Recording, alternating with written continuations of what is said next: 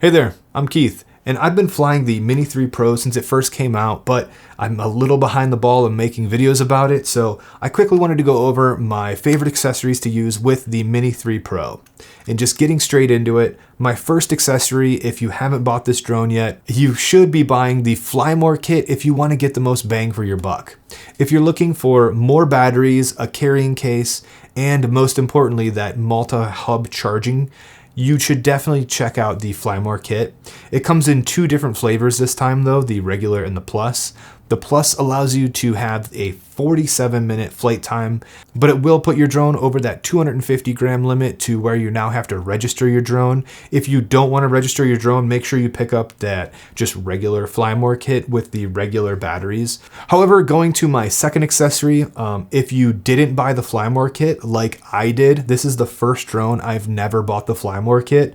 I just bought another battery and I've been having really good luck with this drone. DJI advertises 34 minutes of flight time and I've actually been getting close to that. Unless I'm flipping it into sport mode and like battling the wind.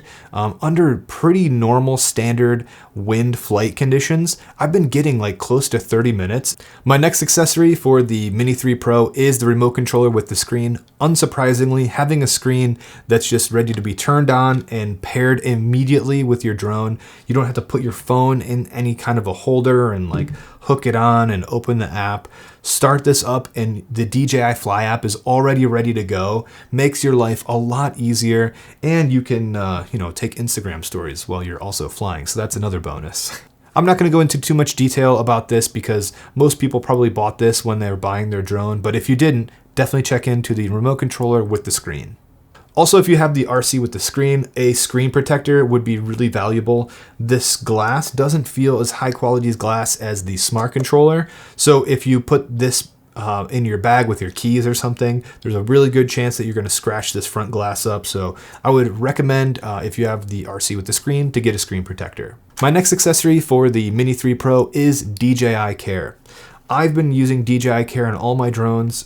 Over the years, I've had renter's insurance and now I have homeowners insurance that could technically cover this drone, but I do go out and fly a lot and I fly a lot by trees just to get the most parallax with shots. So I do kind of take, safe chances, but I do fly next to a lot of like rogue tree branches and stuff. So knock on wood, I've never had to use the DJI Care, but it is nice to know that if I hit a tree branch and my drone falls and breaks into a million pieces, I can just contact DJI and use their service and not have to touch my renter's or homeowner's insurance and really get my premium higher than it really needs to be.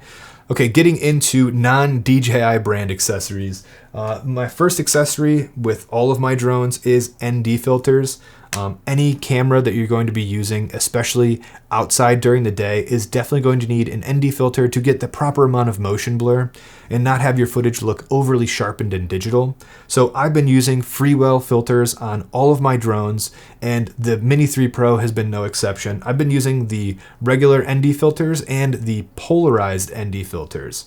I use the Polarized ND filters more when I'm around water or reflective glass or cars, and it really does help cut the glare out. I use ND filters when I'm by really nothing reflective or shiny, and I don't need to cut any glare off of my image. I have a video going over ND filters more and when I use them and what strengths. I'll leave that linked at the end of the video, so you can check that out if you're interested. My next accessory is an SD card case and plenty of SD cards. This is my Pelican case that I've had for years, and I use it with my Sony cameras, and then it also has little slots for the micro SD cards. The micro SD cards I've been using are the SanDisk Extreme Pros. I use micro SD cards in my drones, my action cameras, and my audio recorder, so I have plenty of micro SD cards laying around, but whenever I buy a new drone, I buy either a 64 or 128 gigabyte, depending on the price. Honestly, you can probably get away with a couple of 64s, so if one fills up, you can swap it out. But if you can have multiple 128 gigabyte cards, obviously more is better, but price, you can probably get away with multiple 64 gigabyte cards if that's more in your price range. My next accessory for the Mini 3 Pro is a drone landing pad. I typically don't take off from drone landing pads every time I fly. However, when it comes to teaching beginners how to fly, I absolutely love drone landing pads because I'm obviously not going to like teach a beginner and say, okay, first off, hold the drone in your hands and start up the propellers. And when you're teaching someone to fly, almost always it's terrible, rocky, or just a bunch of weeds and high grass. So if you're taking off, especially with a small drone and high grass, whenever the propellers first start up, they start up a little bit slower before they really ramp up and take off. And if you take off in weeds and it's just slowly starting up, it can catch a blade of grass or a weed and just kind of flip the thing over or get it caught in the motors. And when you're teaching someone, you want it to be the most frictionless possible experience so they get involved with drones and photography. So having one of these, especially for teaching beginners, is pretty cool. It's also like if you return to home and it lands on the drone landing pad, like that's always a crowd favorite. Whenever I'm out and about flying, if I just have to get a couple of shots quickly, I will definitely like hand launch and land my drones. I have a whole video going over how I hand launch and land my drones, so I'll leave that at the end of this video, but for the price of a drone landing pad and the experience you get with one, it really doesn't get better than this. My next accessory for the Mini 3 Pro is hard drives. Lots of hard drives. If you go out filming a lot, you are definitely going to start filling up SD cards quickly, and you have to put that footage somewhere so you can go out next time and film more. I've been using a Samsung T7 drive as my main just daily driver to quickly edit off of, and whenever I finish a project, I take it off of this T7 and put it onto a, this is a Western Digital black drive, but there's also like Toshiba or cheaper Samsung Passport drives that I also use. Pretty much when it comes to like long-term storage, I just buy whatever one's cheapest at the time. And at the time when I was buying hard drives, this WD black drive was the cheapest, and it's a very good quality drive. So my next accessory for the Mini 3 Pro is a camera bag. If you're buying the Flymore kit, it does come with a camera bag, but you can't really fit other gear in there. If you're just going out to fly your drone, that's totally fine. It's a great small lightweight package. But if you have other cameras or microphones or any other camera gear, you're really going to run into storage problems very quickly. So I like my Peak Design messenger bag. This is the larger one. You don't really necessarily need the biggest one. If you just take a mirrorless camera in this really tiny Mini 3 drone, you can get away with the smaller version of this messenger bag. However, if you want to take everything with you and you're traveling a very far way, I love to take my LowePro 450AW. That's filthy right now because I was just traveling with it, but you can fit all kinds of camera gear in here, or another drone.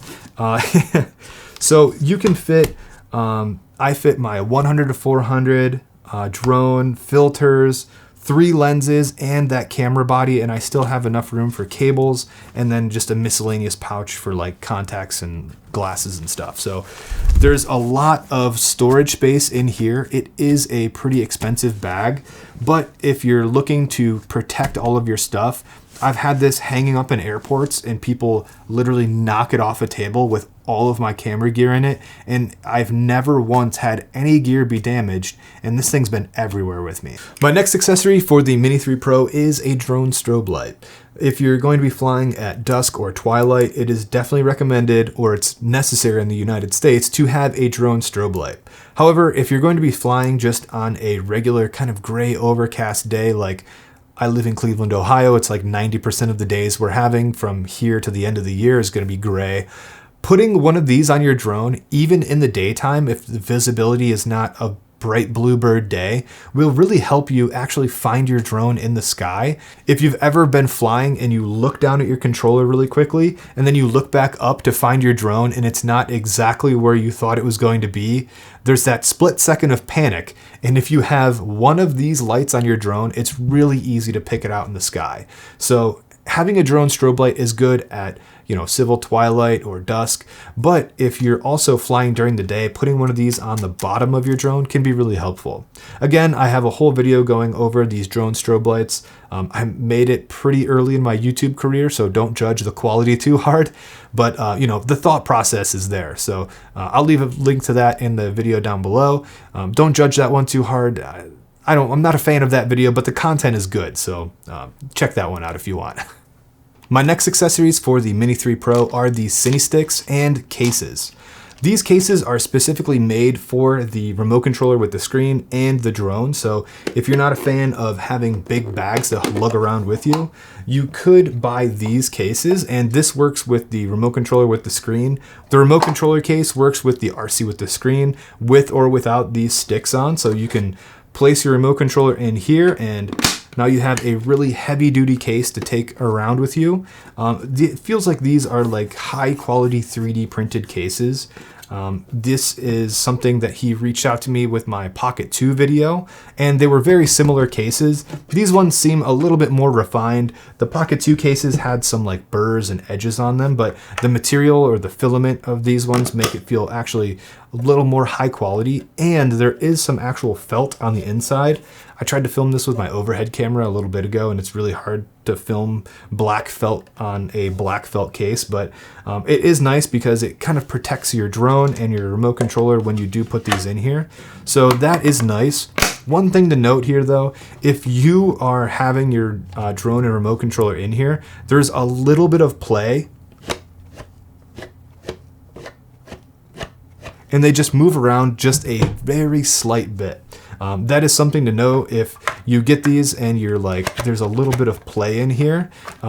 They're not a 100% snug fit case. So that is something I wanted to mention. It's not an actual 100% snug fit. I assume because there's a little bit of gap here and a little bit of gap in this lid, that the gap on the lid is that space. So it's not a 100% like molded fit, but I mean, it is a pretty sleek and nice package. If you just want to take your drone around like this, I think you can put this on a belt loop for full dad mode if you want to go that far. But if you are just looking for a really clean package to take around with you and you don't want a bag, this is pretty good. When it comes to these Cine sticks, you're either going to love them or hate them. I tried them out a couple times and they're good, but I'm so used to flying with the regular sticks and having full ultimate control. These makes it so you can't move your drone sticks the full range, and it makes them very slow and methodical to actually maneuver around. I've spent a lot of time on DJI drones in the past, so anything that modified the original way that I was used to flying them, either with my thumbs or pinching, was really difficult for me to get used to. But if you're looking for slow cinematic type footage and Cine mode isn't really for you, I would say check out these Cine sticks. These Cine sticks actually screw into the standoffs of your actual remote controller, and then there's a rubber dampened piece that goes over that restricts the movement from moving too fast. I could see if you're in Cine mode and it's not doing what you thought you wanted it to do, or if you want smoother movements in normal or sport mode, these could be helpful. But for me, honestly, anything that inhibited the original thing that I'm used to on those sticks was just very difficult for me to use. So it might be worth checking out and picking these up if you're interested in this. But for me, I would say I'm like 50-50 about these. I could see their use, but if you're really a veteran of flying and used to the sticks being very free moving, this is going to be really hard to get used to. Those are my accessories for the Mini 3 Pro that I've been using. I've been really behind the 8 ball making Mini 3 Pro content, but I have been enjoying going out and flying it, especially with the long battery life on this tiny little drone with a screen that starts up and I can just get in the air really quickly. I'll be making more content about the RS3 Pro or the Mini 3 Pro. I'll also be making content on that. But if you would like to see those videos, be sure to be subscribed, and I'll put those on screen if they're available now. Thank you guys for sticking around to the end. Let me know which accessory was your favorite, and I'll see you guys in the next one.